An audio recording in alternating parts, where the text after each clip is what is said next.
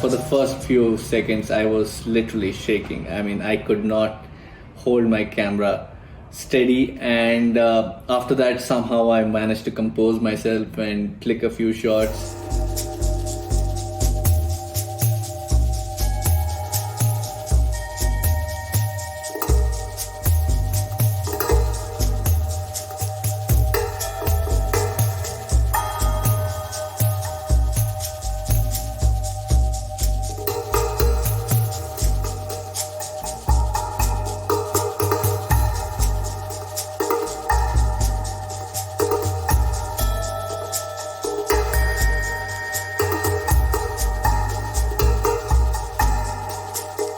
The first time we saw them during this sighting, it was very brief, where I saw them for about 10-15 seconds and they went deeper into the jungle. The next day, they made a kill about 100 meters from where we could access them. And after that, it was a waiting game because we could hear them mating, we could hear their roars, but they would not come out until their kill was over. And they had a water source very close by. But knowing the habits of the panther for the last 4 years, I knew he would come out at a particular pathway. So after the sixth day, like, both of them walked out after a series of alarm calls from the monkey and the deer. I mean, it was deafening alarm calls. So when the actual moment happened, Cleopatra, the female, actually walked out first, followed by the panther. And there was a distance of about 10 meters in between them. So I was not able to get both of them in the same frame. At one point, I knew that Cleopatra would wait for the panther. It's usually the other way around. Usually the big males take the lead and followed by the females. But in this couple, Cleopatra was in charge. She was ahead, followed by the panther. At some moment, knowing the behavior of these leopards, you always know that one leading is always going to stop, and only when the other one joins it and they are close by when they will start moving again. So I was waiting for that moment because I needed both in one frame to tell that story. And I'm glad it happened, and luckily it happened about 50 meters before they entered the bush on the other side.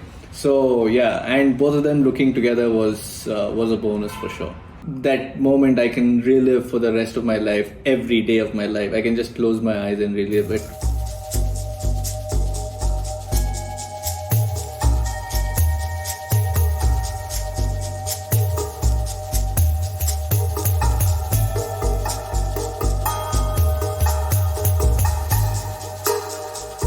I had visualized something like this ever since I saw the Black Panther Saya.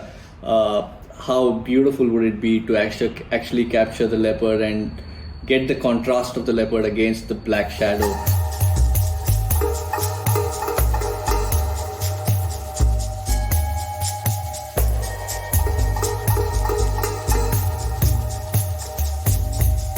I was actually a wildlifer from the very beginning. I was born and brought up in the jungles of South India, in a place called as Dandeli, one of the best Black Panther habitats. And ever since I was a kid, I always remember, like, I always wanted to be around animals like birds, especially like big cats.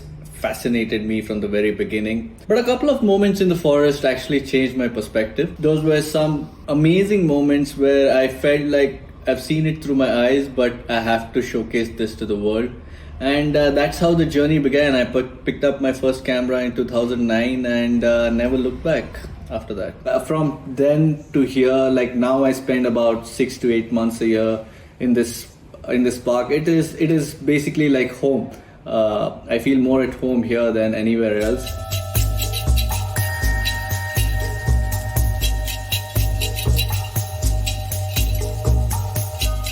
The most amazing thing about wildlife photography is it has an element of surprise.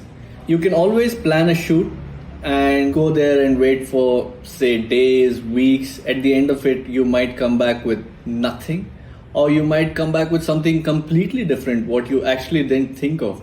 So that way, like, you might find anything at the next bend, the next moment. So you have to be ready with your camera, your settings, everything. Sometimes you have to camouflage yourself so hard that you end up looking as a bush in the forest. You get bitten by bugs.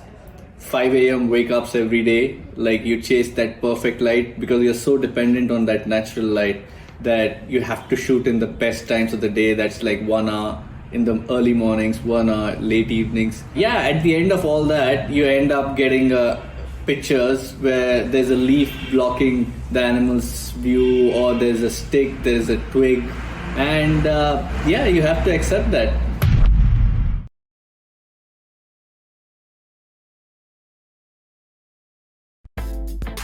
Subscribe and press the bell icon for more Brute videos.